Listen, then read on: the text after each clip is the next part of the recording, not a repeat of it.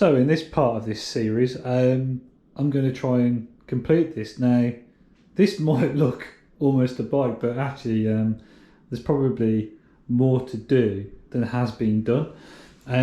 So in this episode, we're going to pop the bars in, because that's relatively easy. We're going to do the brakes, the drivetrain, so the gears, all the rest of it, and all of the cabling. We're also going to get the bottle cage installed as well. So let's get on with it. So that's the bottle cage installed. You really didn't want to see me install that, surely. Next, I'm actually going to change these two bolts. Fancy. What shall I do next? Bars. I'm going to do bars next. So I just thought whilst doing this that this might be something people are actually interested in. That's how to change a cable on or the gear cable. So if you put your lever or your lever to the lowest setting, and then take out this screw, just press that, then put that in that hand there. Bear with me, sorry. Then what you have is it will come out, and you put it in the same way as you take the old one out. So in terms of bar attachment, I'm just going to pop the bar in. Okay, so the bars are in. Now, this isn't the final adjustment. The final adjustment is when the bike's on the ground and you start putting the bars on to your own preference. It's not the final adjustment, just doing up the bars enough to stop the bars from moving when I start doing things like brake bleeds and start trying to figure out how long I want my outs for my gear cable run and that sort of thing. So still dealing with the low hanging fruit, or the easy stuff first. I'm going to change over the seat clamps. There we go. So just look at the state of this rear mech. It's absolutely filthy. So much cleaner than it was previously. I used my favourite cleaning method of just soaking in WD-40 and wiping stuff off.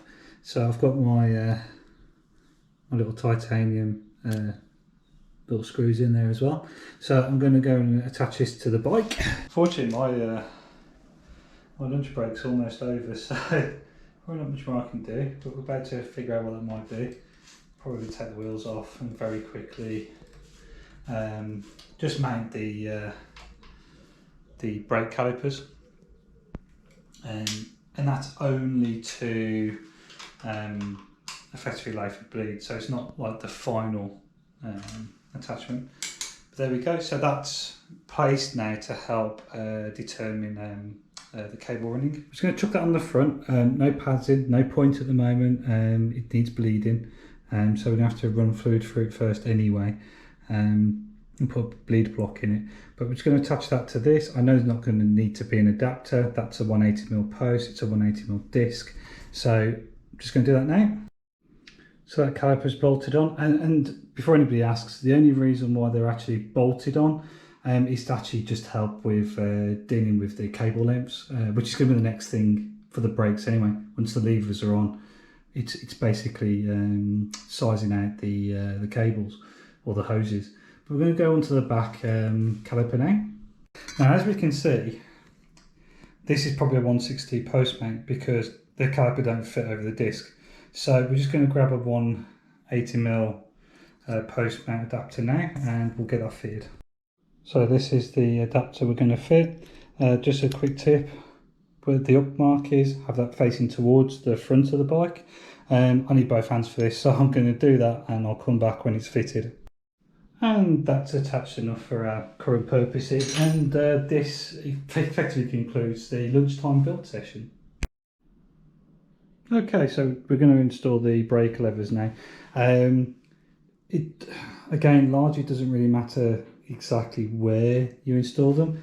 Don't necessarily install them where you would normally have them. You want them probably about as far over towards the grip as you would have, so it gives you the option of moving them, but you want them level as well, because the next thing we're going to do is bleed them. So if then you move them inboard regardless and move them down, the hoses are going to be shorter, so at least that gives you an almost worst case when you actually start doing your cable lengths. So that's the stuff on the cockpit. Obviously got the dropper lever in place, the brake lever in place, well not in place, but you know, ready to be wired up. Obviously the other brake lever and the gear shifter. So let's do some cable routing. So I'm going to route from here up through here, and then I'm going to cross into this side, so this channel here, and then I'm going to cross again through here. No, I'm not. I'm going to come round here and into the shifter. So what I need is I'm going to put a ferrule on the. So ferrule is got the bag of posh aluminium ferrules. Yeah. No expense spared. I'm going to route this through the back, and then we'll come back. So as you see, we put a ferrule on the end, we've routed up the chainstay.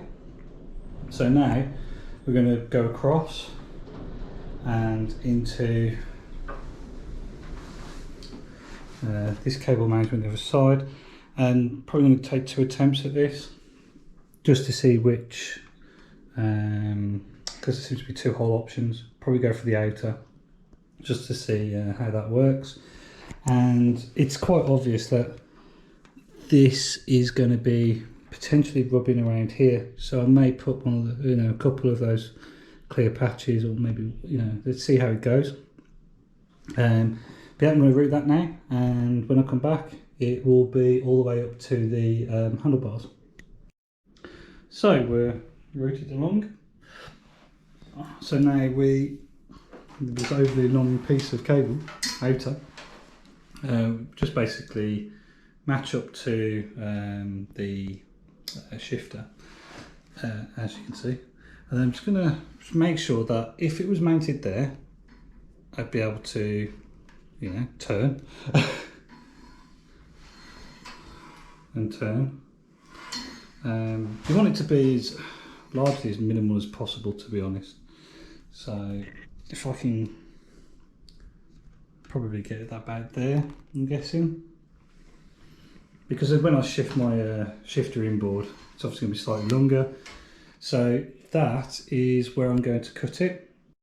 Okay, so for my next trick, we're going to put, just going to make sure that that's, yeah, it's relatively open. Put a ferrule on the end and then feed the cable through. So that's installed, and if we come round to the back, as you see, the inner cable has popped out the other side. We'll deal with this bit later when we start setting up the rear mech, attach this cable and cut it down to size and put an end on. But the next trick is the internal routing of the dropper. So the secret to dropper installation is just accept you're doing it twice. Once you've got to that point of acceptance, it's relatively easy. So what we're going to do is I'm going to take this blank out with my hand. Now we'll keep that somewhere. Okay, so what I'm going to do is we'll take this, I'm just going to feed the outer, so basically the remaining of the braided outer I've been using for the gear selection, but I'm not going to pop this in, and then I'm just going to feed this up, and what we should see in a minute, sorry for obviously doing this one-handed again, is it pop out the top. Right, now we've got that, I'm just going to pop the plastic grommet in. And this one is just literally pop it in. Grommet is in, and we've got the outer popping out the end.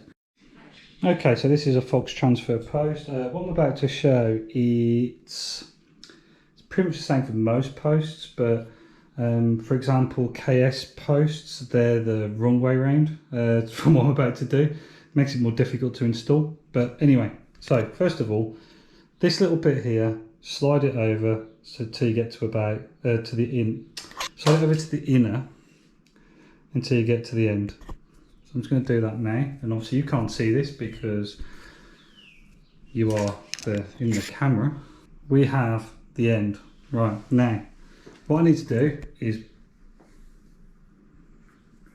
slide this outer, put a ferrule in. Yeah, we need to remember the ferrules. So I'm just going to slide the ferrule down the cable as well. So just to show what I'm doing. That's right. Slide that down. So what we have is the end, which will connect to the dropper post and a ferrule. Okay. Next, I'm going to drop this inner down the outer. Let's get the ferrule on. This, bear with me. Ferrule's on. We've got the thing now. This only works, this trick, if the inner's poking out the outer, which it is. So that's good, right? And that's because I'm going to have to put torque on this. Right, so the next trick is to pop the dropper in. What I'll need to do is obviously just make sure that I don't lose this bit from this bit. Or don't lose it in there. So let's grab I'll grab the dropper now. So I'm going to fit the dropper post in now. This is just a test fit, so don't worry about greasing anything up yet, including the actual post or anything. This is just a test fit. So if I put that there, yeah, I'll do. Yeah. I'm just going to attach the cable to the dropper. So bear with me a minute. You see, it's very much a two-hand operation, unfortunately. And pop the ferrule in, and then we're just going to push the dropper post through. Now, what you want to do is stop any sort of strain or rub on the frame as you do this. Okay, I've just broken that. So what you want to do is hold this bit tight as you push it down. Otherwise you'll lose and if I pull that back up, what you should see, because I've sort of held it tight, is it's still, the ferrule is still in the dropper post, and so is the outer, so that's all nicely aligned. That's exactly what you want. Okay, now, roughly set your seat to where you want to be, plus a bit. So, where is my 5mm? There it is. Now, I'm 6'1", so I'm guessing I'm about there, to be honest. And I've just dropped the thing, so you're gonna have to make sure you hold on to make sure you hold the outer to the inner as you do this. As you, you know, if you move the dropper post or anything. I'm just gonna make sure it's still in. No. So,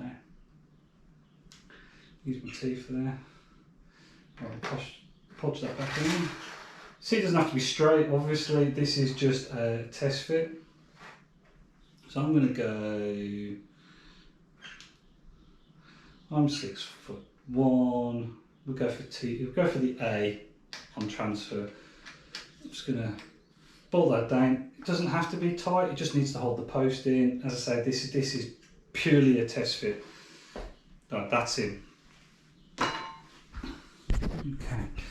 Now, what I'll do next is we need to basically determine how we're going to route this. Now, I don't know if we route that way or whether we route through the here. I think it makes more sense if we route through the rear triangle. So I'm just gonna, might even make more sense if I route it through the bridge, to be fair. So I'm just going to do that.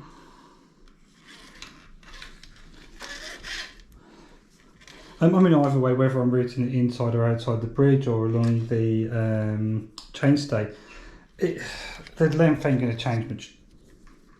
So, you know, it's all, I'm just trying to get the length of the post for now. So now I'm just doing that, and I would route round the front. So push that against the tube. Not that you can see this because I'm using the hand. Right, so I'm just pushing that against the tube, like so. And then it'll be around there. So we think it's about that. Now what I'm going to do is bolt this outer, where it is at the moment, to the tube. It just makes it a bit easier for me to just determine where I need to get to in terms of the lever, and then I'll cut. So as you see, I've done the routing. So now it's determining, oh God's sake, pretty much the same way as you measured the shifter. It's just determining where you are on the and obviously you want to have some stretch. So for when you come off your bars or whatever. So I reckon it's about there is where I want to be. Give it a little bit more. Now, before you cut, take the inner out. So all you're doing at the moment is marking. Then you want to take the post out, take the inner out, and then you've got the length that you need, cut it, and then it's fit number 2 basically. So once you've cut down the inner, you effectively just install the dropper post cabling exactly the same way as you did before, but this time obviously your inner is much longer than your outer. So you cut it down, pop one of these on, and you just need to tidy up the cable routing, and then you're done. So the next thing we're going to try and do is brake hoses. So we're going to be using braided brake hoses. Now these braided brake hoses from Uber bike components, effectively got these almost self-assembly banjo and ends, brake lever ends. So here's sort of like, there's some of the destructions and the other side of the destructions for the other side. So what we're going to do is I'm going to start off with doing a banjo end. So effectively some of this stuff. Then I'm going to attach the banjo to the rear brake caliper. Run the hose to get the right lengths, and then cut it off at the handlebars. Then I'm going to do the front. So yeah, I'll be back once I've fitted the banjo. So extremely fiddly system, but actually works quite well, to be fair. So banjo on, custom angle, routed. So what I'm going to do now is put the rest of this towards the front, and then we know what our length will need to be. Okay, so that's the hose routed all the way to the back, around, and I've determined that that'll be the length. So I've cut that down already. Now we're going to pop whatever the equivalent of the bob and olive is on these particular brakes, and you'll do the front. And as we see now, that is in. So it's just the rinse and repeat for the front now. And that's the front brake done in terms of the routing. You know what, this Uber bike kit stuff is actually really good. I've been really impressed so far, and obviously been you know, a North England company, well worth supporting. So what we've got left, brake bleed. We need to get a chain on, and obviously the wheels on. We need to do the gears, and then we need to do a pedal refurb. That'll be a different episode, and adjustments. So we are over halfway now. Luckily, we are getting there.